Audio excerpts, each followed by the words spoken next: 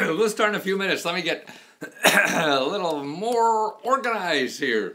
I don't know if I ever get organized, but it's no fun to be too organized. Then it gets boring, doesn't it? Who wants to be boring and organized? When it's more fun to see what the hell happens and to watch accidents. You know, that's why people go to racetracks, right? They don't want to see a boring race. They want to see accidents, right?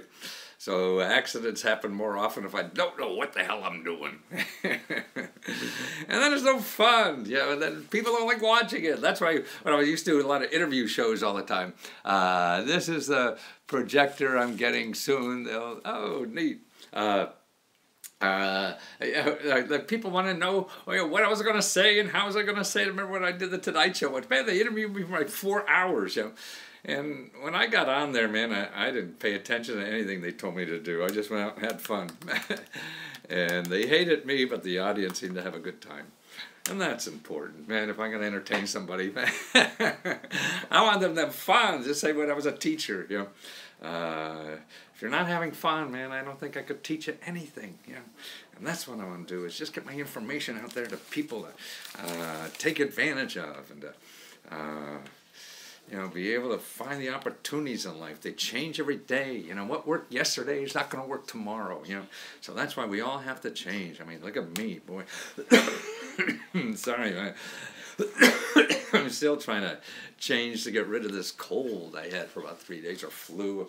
I don't know the difference, what the hell it was, but I had a low-grade fever, not much of a fever, but it was sort of low-grade, but a cough and all that kind of stuff. There it is again. It's back. Well, it's not contagious on video, you know. That much I know for sure, and that's pretty cool. So I see that. I see.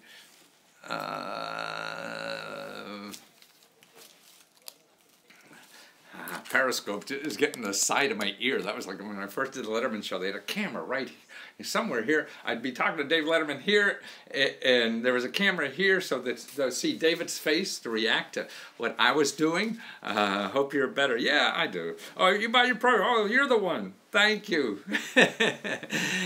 and so when I see the video of me on there, and I did them about, I think, I forget, you know, 6, 7 times or something. They used to use me when somebody canceled.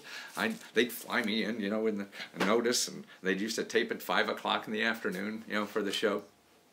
And I'd go anywhere. They'd find me. One time they found me in Chicago and they flew me in. And my biggest thrill was, who am I substituting for? What big star stiffed them?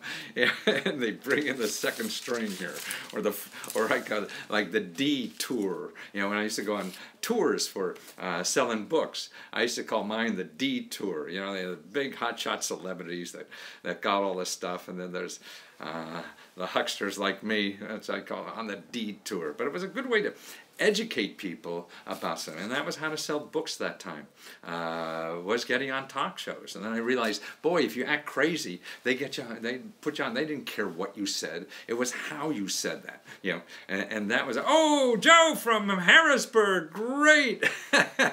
Is it chilly up there today? It's a little chilly here, not too bad. I'm not running yet. Maybe tomorrow I'll run again. I take a few days off from running while I recover. Probably running good. I feel really like things are changing in my body if I sweat a lot. Because then I feel I sweat out the demons that are in there. Great to see you from Birmingham. Yes. Oh, Binghamton. Binghamton, every time I see that, I keep saying the same old story that I used to watch television stations from Binghamton, because they had one of the first TV stations that we used to get in Wilkes-Barre, Pennsylvania. Have some warm oatmeal. Oh, doesn't that sound nice? Warm oatmeal. You bet that sounds nice. That's it. Hey. And how you doing? Well, you know, it comes and goes, getting better. Try bike riding instead. Yes, actually, bike riding. When I go out and try to burn, you know, do a burn on bike riding, that means I'm going fast. And man, I did that for a couple months for a while when I was recovering from some other accident. And And I took a spill, man, on the bike, and oh man, sweat off toxins or sugar. Yes, that's what I love, is sweating out all that stuff. That's why I love exercising. I love getting hot and sweaty and stuff like that. Hurt your knees less. Well, actually, I've been running for 40 or 50 years now. You know, the doctors then said, yeah, you'd be lucky you run 20. I'm still going. And actually, for some reason, the last 10 years, I picked up speed. I was going, you know, of course, slower as you get older. And now, boy, I'm running like 20% faster maybe than I was 10 years ago. Yeah, and that's pretty cool. Well, what I want to cover today, yeah, I mean, I think, you know, whether knees are in there, I mean, that's what I thought too, but it's not happening. I mean, just listen to your body. Your body tells you what to do most of the time. You listen to the doctors all the time. Sure, take their advice, but your body knows better. Try garlic for sickness. I've been trying this with my wife and have tried a sliver. I thought a silver of garlic. Yeah, that's good for that, I hear. Hey, Matt, how you doing? Great. And it's also, isn't garlic good for warding off vampires or something like that? Darn. That kind of happened to me. Yeah, garlic. So that's cool. Well, everything's cool as long as you're having fun. You know, enjoy life, man. It's a pain in the ass out there. You know, it takes a hell of a lot of work to do anything nowadays. You know, nobody knows what the hell's going on. Everything's changing all the time, man. I used to make a lot of money selling reference books. Now bookstores are closing. Nobody buys reference books. Yeah, anything. So I got to figure out a whole new life, and that's great. I mean, I'm 74 years old. I figure I got 20, maybe more years to go. So I got to figure it out with everybody else. And that's fun to do. One day at a time, absolutely. So excited about trying to get your report. Your scoops inspire me. Well, thank you. It's fun. I mean, I love researching this stuff, trying to find things, and then so excited about buying your report. Yeah, your scopes inspire me. Well, yeah, the one stop, lesco.com one stop. I mean, this is the best work I think I've been doing now. These are the websites. Lesco.com one stop. That's where you get a complete list of all the personal grants, all the financial services that are available free, all the professional services that are available for you for free. So all in one report. It's huge. It's over 400 pages, 300 or more. You got from Lesco Tutor. Yeah, that's where it is, and that's a separate part of Lesco Tutor. Is lesco.com/one stop. So I put all my one stop things there. And actually, if you want to do more research yourself, use this free download. This is down here, lesco.com/5free. If you go there, that'll give you a download. It's a good, healthy, real source book report. It's not just bullshit to get you sucked in. No, these are real sources. I want everybody in the world to know, so they don't rely on Google. And that's the important thing.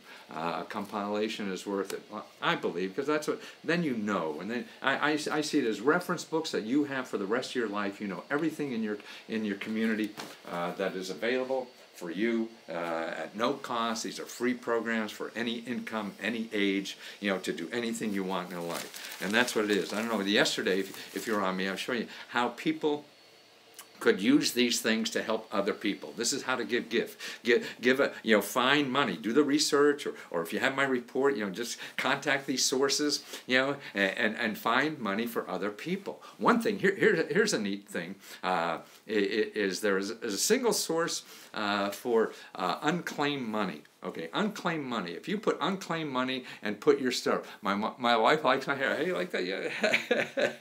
I just don't want to be bored. You know, you can wear the same hairdo as you do in high school, you know, and stuff like that. And that's sort of boring, you know. And so that's why, to me, it was like when I start wearing glasses, hey, I'm going to have fun with this, you know. So hair, you have fun with it, you know.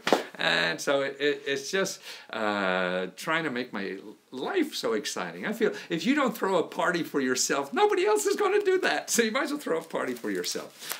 So the unclaimed money, I don't know if you know about, but the woman who I wrote a lot of books with, what she does every year is go all to the unclaimed money. And it's usually at your state. But if you just put unclaimed money at your state and make sure it's a .gov, because that means it's your state office that has the unclaimed money. Because everybody, you know, any bank, anybody has a closed bank account or any of these things, things that you forgot to pick up a deposit from the utility company, or some old bank account that your grandmother set up when you were born or something like that. All that goes, if nobody collects it, goes to the state government, and they wait for you to pick it up. But no. So yeah, and they have billions and billions and billions and billions of dollars there. And that's what actually I have 17 places like that, in the federal government of unclaimed money in the one-stop report that I have there. But here's the biggest of all those 17 is at your state government, and it's usually in the State Office of Treasury. So if you just Google that, it's usually pretty easy to find, and there's a single source for that. There's an association of all these unclaimed people. Oh, I found $50 there once.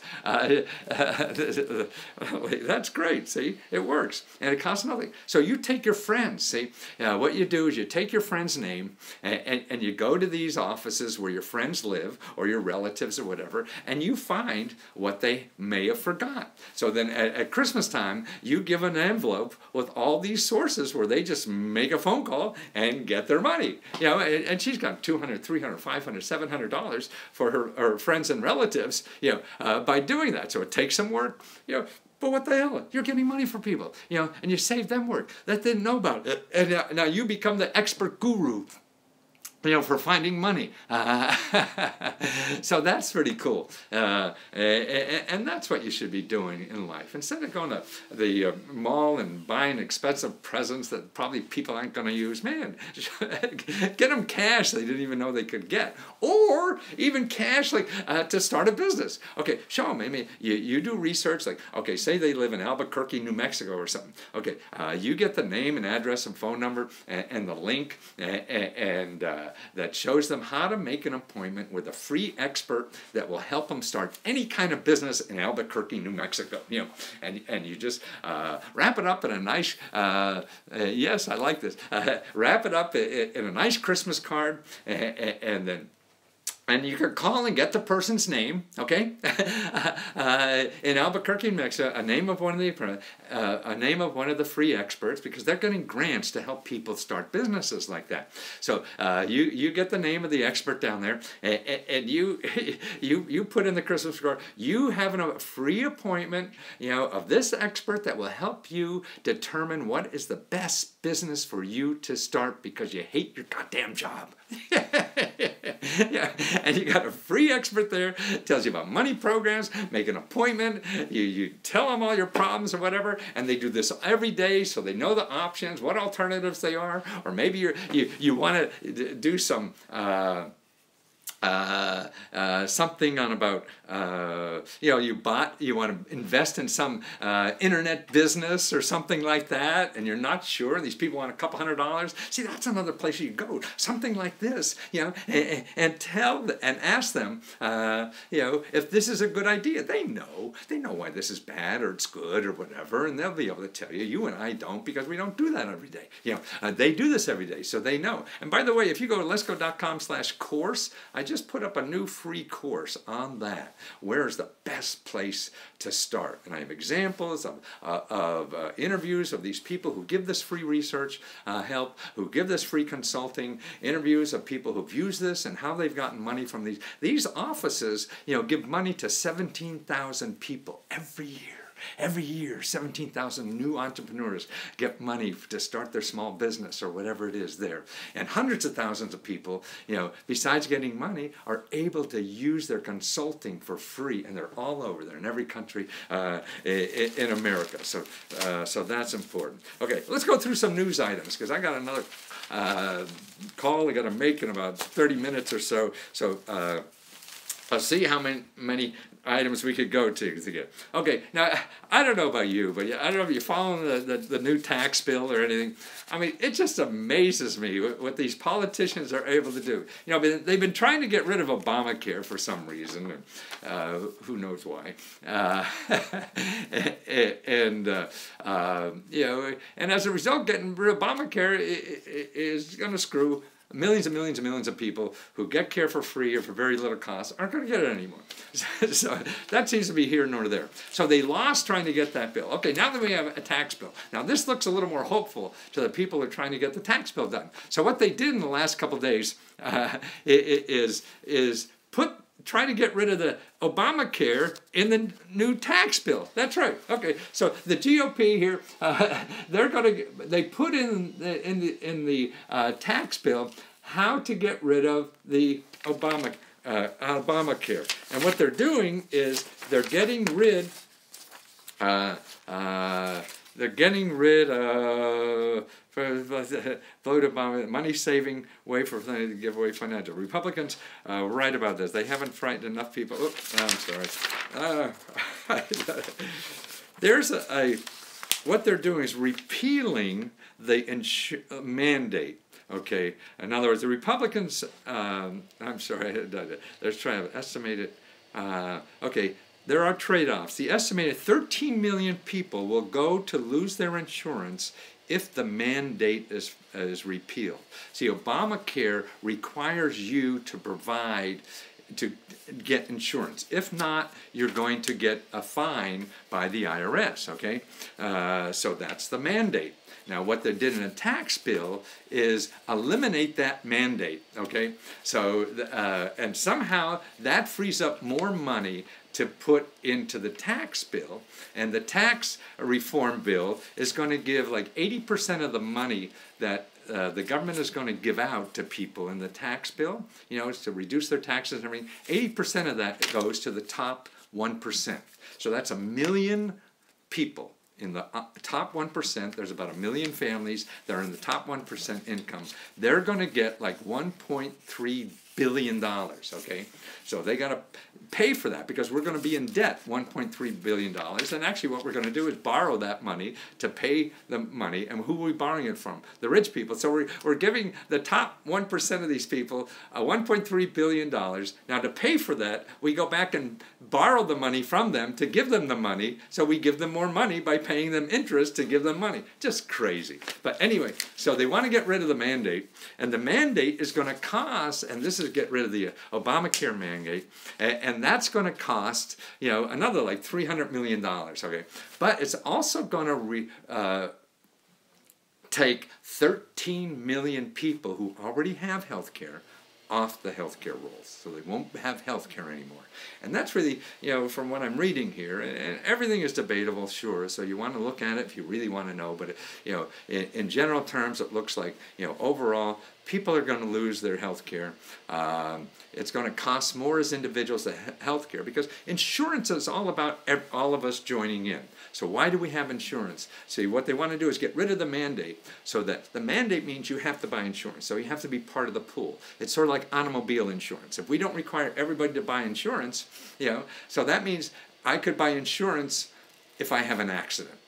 Okay, so if I have an accident, I'll go out and buy insurance and get covered. That's what they want to do with the health care bill. See, and insurance doesn't work that way. Everybody has to kick in, so it's not unreasonable for people. Otherwise, the people who are buying insurance before they have a health problem or before they have an automobile accident are getting screwed, because other people could just wait until they have a health problem or they have an automobile accident and then buy insurance and be covered. So they pay, you know, $500 for a policy and they get $50,000 worth of insurance out of it. You know, now that's nuts, right? So that's why insurance really means everybody's got to kick in, you know, a small amount so everybody's covered, so that the few of us that really need it, there's money there and nobody suffers a big catastrophe. So that's what it's about. So more people are going to go bankrupt, more people, 30 million people are not going to be covered for health care by them repealing this mandate, making it not. So that's, see, there's money in that news, or you're going to lose money in that news. And what do you do about it? Well, I mean, there's little you really do now. Really, you start being prepared, you know, and that's the important thing. The other thing, if you're pissed, you call your congressman. It's really your senators and your congressmen. So they have to hear from them. They want to get voted in. That's your money to them, because you pay their salary. If you don't vote for them, then they don't get a salary, right? Somebody else is going to get it. So you have to show your displeasure if you don't like that. If you like it, then you don't do anything, or you say you do like that. You want less people to get health insurance, or whatever. I mean, I don't know what's in people's minds. Nobody does. So we all have to live, you know, and realize that. Okay, here's another interesting article about the consumer finance consumerfinance.gov. That's a new agency set up a couple of years ago. Okay, now in the time that it's set up, there's one person running this agency since then. Okay, now the agency is able to collect $12 billion in refunds from banks and other financial institutions and get it back to consumers. See, this is a place, consumerfinance.gov. You could go if a bank, a credit card company, a student loan person, payday loan people, anybody in the financial services entity screws you over, you contact them and they will contact that company, and get you an answer within 14 days. I mean, it's an amazing system. You can also go in there and find out all the bad things about your bank before you choose a bank or anything. They have a huge database. I have that database too on Big Data Lesco if you want to look at that. But it's there for the public on my site or on theirs. Might as well go to the horse's mouth, because I don't keep it up to date probably as quickly as they do. And you could see, before you choose a bank or something like that, how bad they really are. I mean, you look at the headlines. I haven't collected this yet, but every other week or so, there's some bank that's screwing you over. I mean, Wells Fargo just got billions of dollars from people and gave them accounts they shouldn't have had, and charged them for 3 years for stuff they shouldn't have, and all that kind of stuff. Well, they're trying to. The guy's quitting, and the person that they're going to put in charge was somebody who tried to vote this agency out of business. Okay, now I guess what the other side of doesn't like the agency said regulation is theoretically bad. Any regulation to the financial industry stops the growth. I mean, that may or may not be true. I understand the argument, and there's probably a case to be made for that. But being ultimate that every agency. Now, what about the people in the financial services industry that are screwing people? How does a little guy compete with the bank? Well, this is what, the government is the only one equal in power to deal with any of these people. You're going to hire a lawyer to get the $3,000 you just got screwed out of? No, their lawyers are better and whatever, and you don't have that money for a hire a lawyer. So that's, to me, what the government is great about, is getting you justice, and, if you're treated unfairly. Otherwise, you have no place to go, particularly if you don't have money. So, it's not true the guy who's going to run it, at least temporarily, is somebody who's trying to get rid of the agency. So you have to be careful. What's going to happen to this thing? But whatever happens, keep an eye on it. Use it while it's good, because it's a great thing to do. And if it doesn't, if it does screw up and doesn't helpful, you have other recourses on this. You call your state attorney general's office. They'll know who regulates, because they're still regulated by the state. Every financial institute is regulated by the state. And the reason that these financial agencies, pay more attention to a government office than they will to you, it's because any government office can put them out of business. They have to get a license, they have to be regulated, to be able to do business. So they have to get the holy water of the Pope, whoever it is at the time, which is some government official, to let them do business in the state. So that's why it becomes, if the state says, hey, this isn't the way, under the law you should do this stuff, if they say that to the bank, then the bank has to deal with that agency. And for a big organization like the bank to deal with an agency, man, it costs them $10,000 just to talk to each other. So they'd rather pay you the $2-3 or $1,000 that they own than deal with the agency. And if they lose in talking with the agency, they lose all their business. If they piss you off and your lawyer, all they do is lose your business. So that they have nothing to lose by arguing with you. So that's why it's always good to find a bureaucrat who's in charge that gives you power in the system. Okay, so you could deal with any big organization, as long as you bring those people to the table with you who have power over them. If you bring in you and your lawyer, you have no power over these people, right?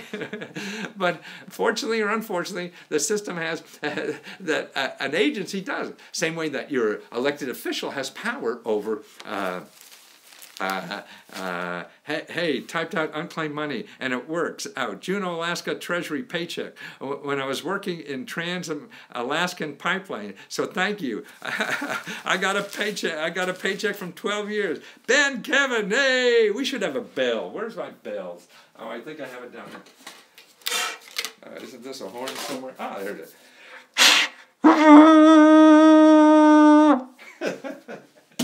Hey, there he is. Hey, Big Kevin, no bull. Hey, great, Kevin. That's great. See, you people are smarter than I am. How are you? I'm running late. Oh, Robin. Hey, Morton. Hey, good. Glad you're there. Let me try to say this, because what happens when I go offline, then I lose all those things on YouTube. So I want to say that little note. Juno guy, send me a letter if you can, an email. letsgofreeradio@gmail.com. letsgofreeradio@gmail.com. Make sure you send that, okay? Send me about that little story. Be great to help. Share it with people, and that way other people could learn how to do that, okay? So that's what you learned on that one, okay? Great. See, there's money in here. Okay, here's something. The IRS fines employees for ACH. See, this is the mandate part. You have to provide, you have to buy health care, and companies have to give you health care. If you have, you work for somebody with 50 employees or more, they have to provide you health care. But listen to this, you have a friend in the government here, if you do, and you haven't given health care. Oh, no, they're not yet. Okay, they're trying to get rid of this. See, that's why the law is trying to get rid of it. So the IRS won't be able to get the money from you. And they put it off doing, they should have been collecting this money 2 years ago. I took a picture of your check. Oh, wonderful. Here, sign in the chat. Oh, let me sign in the chat, sorry.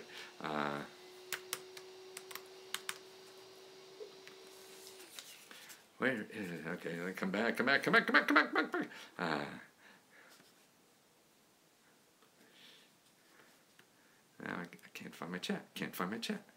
find my chat. Why is no chat here? Oh, sorry. Let me get back on here so I can see the chat. And I put in the, oh, God darn it. I don't even spell my own name right when I'm putting it in. Oh, it says no here. Matthew, oh no wonder. Mattewlesko. Put it there. And where is it? Okay, I'm live now. Okay, how live am I? Okay, here's my, I took a picture. Oh, thank you, Big Kevin. Yeah, please do this, okay? Let's go free radio @gmail.com. Oh, they won't let me do that, will it? Maybe. Oh, it did. Okay, let's go freeradio@gmail.com. Okay, so here's what they're doing now. They're going after these businesses who, by law, are supposed to give health care to people with businesses with 50 employees or more. So they're going after them. They're starting with businesses with 100 employees or more. So warn your employer if he's had 100 people or more and doesn't have health care. You could go in and say, hey, the IRS is gonna. I just noticed you. Maybe there's something you could do to prevent this from happening. So that's something to know about, and that affects your pocketbook because you may get health care that you didn't even know you could get. That's the important thing, okay? So that's that. Now here, what else? The clash, well, that's a little complicated. Yeah, I mean, it is... Well, yeah, this is a columnist I find. He's sort of he calls himself a conservative, but he's more middle of the road. And that's why I think anybody middle of the road is sort of interesting to me, because then, they don't see one answer to everything. Like, a typical far-right Republican thinks, oh, a tax cut solves every problem in the world, and a far-left Democrat says, oh, a government program solves every problem in the world. And, both are wrong. One thing can't solve everything, and to me, the intellectually honest thing to do is find out, can you help get funding? Actually, if you go to lesko.com/course, COURSE, I have a course there of the best 10 places to get funding for a nonprofit. Now, these are the best places. They take you through. It's a video instructional how to find these best places, what to say to them, you know, where the applications are, what to talk about, and everything for any nonprofit anywhere in the world. I mean, there's millions of places to go to get money from a nonprofit, but these are just the 10 best. So that should be healthcare from work takes half the paycheck. That's the only bad thing. Yeah, exactly. I mean, healthcare is so crazy. You may want to look at there is, I just saw today, oh, maybe that was it. Yeah, here's what's interesting. Everybody said, see, they're trying to knock off healthcare. Like they cut out the amount of time you have to up. I mean, it used to be a couple months. Now it's like a couple weeks. So you really got to apply for Obamacare now. And people say, oh, the fees are incredible. Yes, they are going up, and all kind of, but it all depends. Now, this is interesting. In an article that I read to get, that apparently elimination of the cost-sharing money, that's the mandate. So if they're eliminate has proven less destructive than originally feared. In other words, what the current administration did is eliminated some of the funding, the cost-sharing funding for states to provide health care. Indeed, because many canning decisions by state insurance commissioners and the complex financial machinery of the Affordable Care Act, that's Obamacare, many consumers have found better deals on the exchanges than they have in the past. So these exchanges that you go on, Obamacare.gov or healthcare.gov or whatever it is now, people are getting even better deals there. They're fun. So it's not everything for everybody, but there are deals there. Now listen to this. This partly explains why 1.5 million people have enrolled in Obamacare plans in the first 2 weeks. So this, you know, in the first 2 weeks of open enrollment for health care, 1.5 million more people applied. That's an increase of 45% over the past year. So 45% more people have applied and committed themselves to paying that. So it's about people need health care, you know, and that's why no matter what, you know, some officials are doing is trying to get rid of it. I don't know. And so people are, you know, won't apply, and then they're going, then they're going to go bankrupt because they're going to get some big healthcare bill, and that's what. Now the bankruptcy for healthcare is going up. That's one of the major reasons for healthcare passed the Obamacare passed in the beginning, because the biggest cost for bankruptcy in this country was healthcare bills. You know, so and we're getting back there again because of who knows what. Okay. So let's see. Oh, here's another interesting thing. WeWork. I told you about WeWork earlier. This is an article about WeWork, how they're hiring refugees. Okay, WeWork is a new hot high-tech company. Okay, it's one of the, you know, it's sort of like a Facebook or anything like that. One of these new high-tech companies are creating jobs and making a lot of money for investors and everything. Now, what was interesting to me about that company a couple of weeks ago is that what they did was took over Lord & Taylor in New York City and make it a WeWork space. Lord & Taylor, Lord & Taylor is a huge, you know, one of the biggest, you know, icons of real estate, you know, fashion and a department store in New York City and around the world. There's still one in our neighborhood here, and what they did is took over that space and making it a WeWork space. A WeWork is a place where people have temporary office space. You know, you get a desk and you work with a whole bunch of other entrepreneurs and start up businesses, and just fun place to work and start businesses. Now, this is a growing business because so many people are starting their own businesses. So people want places to work and be with other people that are also starting a business, because that's where you get the synergy and the excitement and solving problems and money and stuff like that. But they're hiring 1,500 refugees. You know, these are people here displaced from other countries that couldn't, or even in other countries, because they're now, I guess, a global company. But they talk about, you know, like in New York City, they hired some refugee from the Ukraine, I think, or something. And they're making like $15 an hour, and they receive benefits and health insurance and things like that. So there's a lot of companies doing that. Starbucks is doing that. The yogurt maker, what is their their name. I drink that yogurt. I forget what the name is, or eat the yogurt. But we work.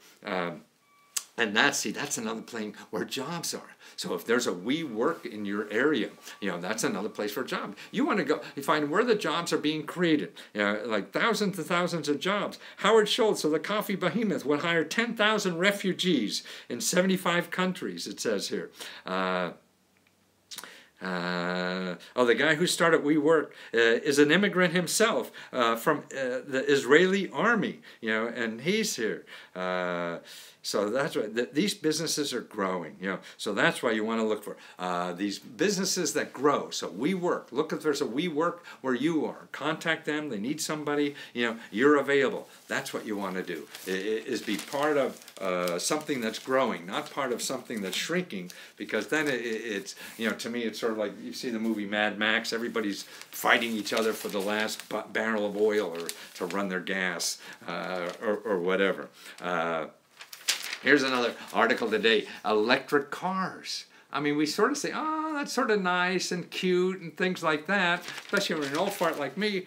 But man, they're growing like hell. Okay, and they're talking about in the tax bill here is getting rid of the $7,500 tax credit for electric cars. That means, tax credit means like if you buy an electric car, you get $7,500 back in your taxes. So if you paid $10,000 in taxes, you only pay $250, $2,500 instead. Okay, now China is becoming the fastest market for electric cars. Okay, Chinese market models for electric cars between 2020 and 2025. Volkswagen announced on Thursday that it planned to introduce to the Chinese market 25 models of electric cars. This is Volkswagen, okay, going into China, selling 25 models of electric cars between 2020 and 2025. In addition, 15 electric vehicles are already planned to bring to the country by 2020. So by 2020, that's in like 2 years, they're going to have 15 models of electric cars in China. The company and its joint venture partners will invest $12 billion in the effort. Okay, another growth industry, right? What's going to happen? GM said on Monday that it was weighing whether to start a broader rollout of its new electric car after selling more than 4,000 in just one mid-sized city in southern China.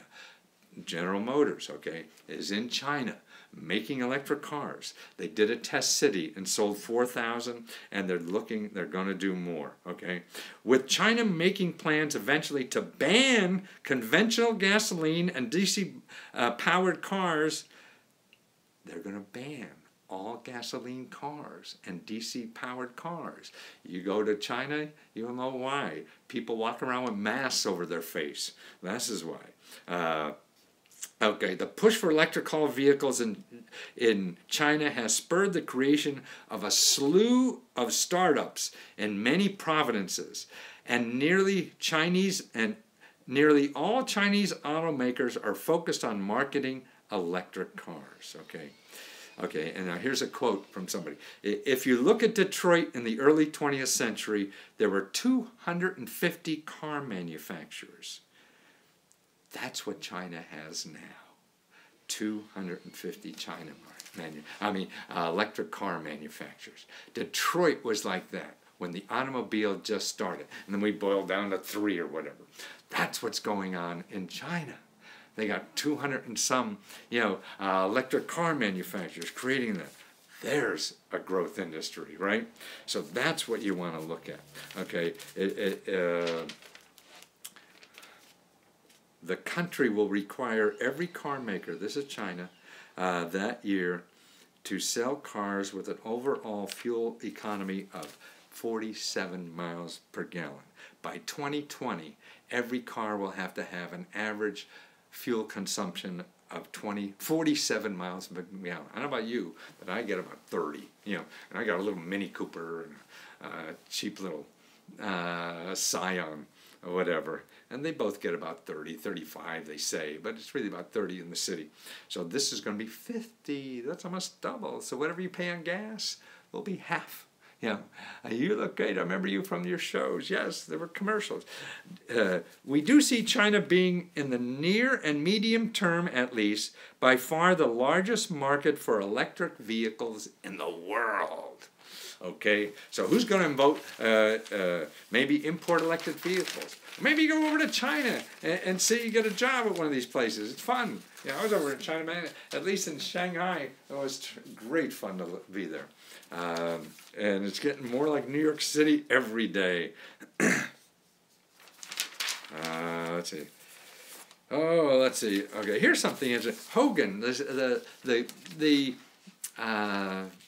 do you call him? The governor in our state. He's pushing for a tax to grow military tax credit. That means what they're going to do is that all your pension you get as a military for being in the military will be tax-free in the state. 2 years ago, the General Assembly passed legislation that increased the tax exemption of military pensions from $5,000 to $10,000. So right now, in the last 2 years, we exempted taxes on the first $5,000 you get in pension. Then we went up to the first $10,000. Now it's going to be, Hogan has proposed exempting all military requirement income from state taxes in 2015 and 2016. But they didn't approve the bill. So in 2018, the government said, we're back and going to push the heck out of it. So by 2018, you come to Maryland if you're on a military pension and pay no state taxes, right? So that's the way you get people in your state. I don't know why you want retired people. I want people making money, creating jobs, doing stuff, you know. People sitting on the butt and buying stuff. I guess, okay, you got their money, you know, to buy stuff. But that's what's happened. So look at that. There's money in that tax system. See, a lot of tax system is maybe you don't pay taxes. If you don't pay a lot of taxes, you don't care about tax breaks. But remember, tax credits. This is money they give you. Now, there's two kinds of tax credits. Tax credits you can only get if you're paying taxes. Other tax credits, you don't have to pay taxes to get it back. So you could pay, like the Earned Income Tax Credit. The Earned Income Tax Credit, there's millions of people who are eligible for that and do not apply. And this is for people with lower income, maybe up to $30,000 or more. You get up to like $3,000, $4,000, $5,000. I forget what the specific amount it is, but I think the average is like $2,000, $3,000, $4,000 back, even if you paid no taxes that year. So even if you paid no taxes, but you had some income, you could get up to $3,000 or $4,000 back for free. So you don't have to pay taxes on that. And there's millions of people who are eligible for that. And you go back, I forget how many years, 2, 3, 4 years. So if you haven't gone back that far, you know, and you didn't claim it last year, you go back and pay it. If you didn't claim it the year before, you go back and claim it. Okay, how do you get help in doing that? Okay, there's free tax help. You could call 211 now and ask about sources for free tax help. Call the IRS too; they have people. But 211, you'll find a local, nonprofit organization that helps you with taxes for free. Your library also does that. And actually, it's getting towards the end of the year, but by January, they'll have free people at the library even doing it. And that's available to everybody for free. And the IRS, you can walk in and do it, and you can make up to like $60,000 now and get your taxes done for free. So screw this H&R Block stuff. You know, you don't need that. You know, they're going to get a couple $100 from you because they make all kind of promises or whatever. Healthcare from work takes half my paycheck. That's the only thing. Yeah, it is. I mean, just healthcare is terrible in this country. You want to take your chances and being sick and being bankrupt. You know, that's the option, and that's tough. But this article I read about shows you that people are finding real good deals on Obamacare. So it's worth checking that out to see what's there. I got lots of things, so I'm going to save this for a rainy day. Some items in the news, money-making items that you could use. The IRS finds violators. Woo! Help from buying a home. Yay! Okay, how to take espionage classes. You can now become a professional spy. And they're teaching that in classes. So that's the kind of stuff I got. What else is there? CVS has next day delivery. This is jobs for you. Income gap persists in retirement. That's right. So that's all over. No more tax cuts for the middle class. That's right. This tax cuts. There's nothing there. After 10 years, the middle class gets zip, and it's going to cost the government $1.5 trillion, and 80% of that money is going to go to the top 1%. That's still, I think, immoral. But that's just a personal opinion. We all got opinions. And that's what's neat about America. We keep hearing different opinions, right? Washington State here, anything good my way for free money to buy a home? Yes. And they help bills pay kids? Yes. A place for a start, and it's selfish for me, is that Lesco.com. Oh, where is it? Lesco.com, one stop. That's you put in for any state and put in Washington, and for $59.95 I do a custom report for you that shows you over 300 sources of free money, help, free services, financial assistance, everything for your state. Okay, and that's what I do. If you want to do it yourself and start, the best place to start is Let's Go 5 Free. That's a free report that shows you how to start finding this yourself. And they're the best starting places I start when I do research for you. So there's no magic in the world. It just takes work. And so I want to also train people to do the work themselves. Okay, so there's 2 ways of doing it, and there's lots of help. No state is different. Just maybe fractions of 10% or whatever it is. Depending on what state you're in. 20% would be too much. I want to invest with the government. How can I do that? I want to invest with the government. How can I mean invest in the government? I'm not sure what that means. You can buy savings bonds. That's invest in the government. I think most of us should invest ourselves. You want to get skills that you need to contribute in life, so you can you could earn money and contribute to society. So you keep investing in yourself. When you become too rich and you don't think you have to invest in yourself anymore, you got more money than God or whatever, then you invest in other people, and help them do what they should be doing in life so they can contribute more in life. And that's my serious together. Stock market, real estate, if you're into that, God bless you. But anyway, okay, I'll see you in a day or so, probably tomorrow. I think I want to share all this stuff with you. So I need another session to do that. So I'll be back tomorrow. What about the money help with the mortgage in Maryland? Yes, there are a lot of sources for that. I would start with your Maryland Housing Finance Authority or something like that. Put Maryland, search for Housing Finance Authority, put .gov, and that should get you close. If it doesn't, then you put HUD Counseling, and make sure it's .gov, and find a free HUD counseling in your area. Okay, guys, go run.